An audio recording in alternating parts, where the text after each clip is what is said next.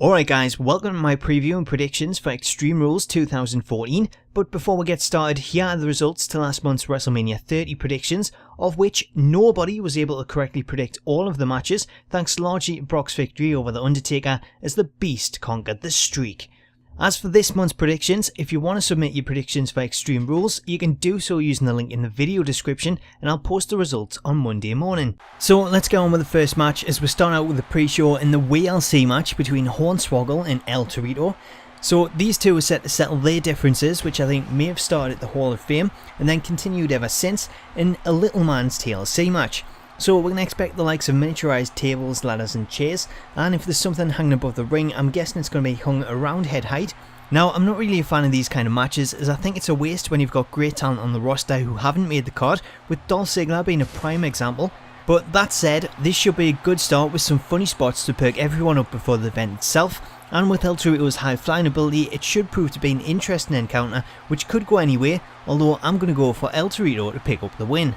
Up next we have our new Divas champion Paige, who shocked the world to end AJ's title reign the night after WrestleMania, taking on AJ's former bodyguard Tamina. Now, based on the matches that we've seen from Paige on the main roster, I'm expecting this to follow the same route, with Paige taking a beating from the larger, more powerful Tamina, only to come back and withstand the pressure before regaining the title by submission or a quick turn of the page. This next match seems to have a bit of an odd pairing, as the predicted match between the former partners Swagger and Cesaro has now had RVD thrown into the mix, presumably to make the most of RVD on his short contract and bide the time while Creative finds something for him. As for the match itself, I think this has the potential to be a really good encounter, as all three men have great talent, and when you add in RVD's high flying ability, it's a good addition to the more technical and the power based attacks of Swagger and Cesaro. Based on the push of Cesaro, I don't see anything other than a win for him here to help continue his momentum, so I'm predicting a Cesaro win, hopefully with some nice spots along the way like a European uppercut to RVD as he tries to hit a 5-star frog splash on Swagger.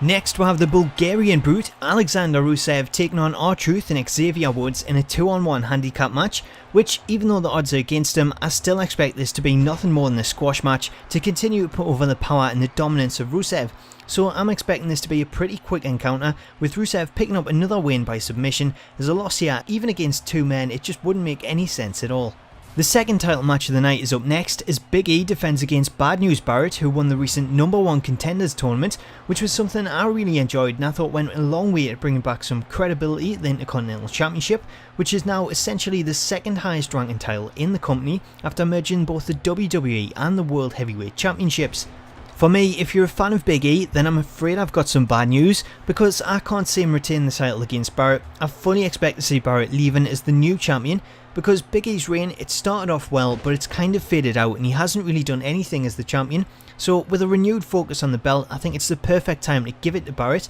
and then have him defend it on the upper half of the card against some of the bigger names to try and bring back some importance to the championship. So for me, I'm going with a win for Mr. Bad News. Next we have John Cena taking on Bray Wyatt in a rematch from Wrestlemania 30, although this time it takes place in the confines of a steel cage to help stop outside interference from both Harper and Rowan, who we know will still get involved at some point. Personally for me, I'm really liking this feud and I love Bray's character, topped off with a creepy choir of kids that was seen on this week's Raw and another teased heel turn from Cena, something that I'm still hoping we'll get to see at some point, but after teasing it so many times and never going through with it, I don't think it's something that we'd see. As for who wins, I think it has to be Bray Wyatt, especially after Cena's victory at WrestleMania, which was something that I really didn't agree with. I thought it made much more sense to have Bray win at Mania, and then if you want to go down the redemption route of John Cena and defend his legacy, that should have come later on. So for me, this one has to be a Bray Wyatt win. Next is what could actually be the main event depending on how the match ordering goes,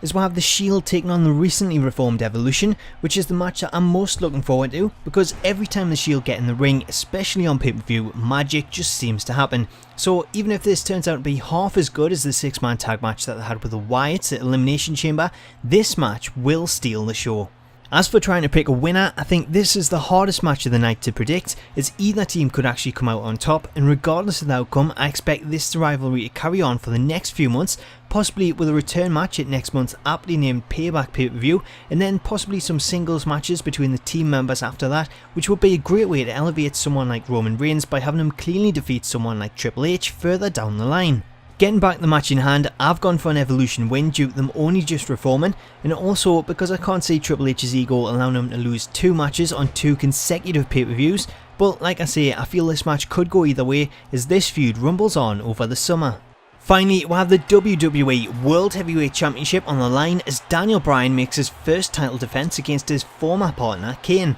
So it's been an emotional few weeks for Bryan, which started out with incredible scenes of him winning the title at Wrestlemania, then his marriage to Brie Bella, and the sad loss of his father, something that seemed to lead to WWE having Kane brutally attack Bryan to allow him to take some time off, and something that actually seemed to make Kane look like the monster that he's supposed to be. So it was great seeing that side of Kane again, along with him return the mask, but as good as that segment was, I just feel like Kane's character has been damaged so much over the years that it's really hard to have him go back to that role and actually make it believable. Regardless of that, I really didn't expect to see Kane be the first person Bryan would defend the title against, but I guess this match is probably what was originally planned for WrestleMania before the whole Punk walkout and though it brought Batista win the Rumble, and it makes sense given the history between the two, so I think we'll see them both put on a good match, but I think everyone would agree that Kane has no chance of winning the title. Then again, we said that about Brock beating the streak, so who knows. As for my prediction, I'm going to go with a Daniel Bryan win. So there you go, that's my preview and predictions for Extreme Rules. Let me know what you think in the comments below and feel free to submit your predictions to the Smack Talks Prediction League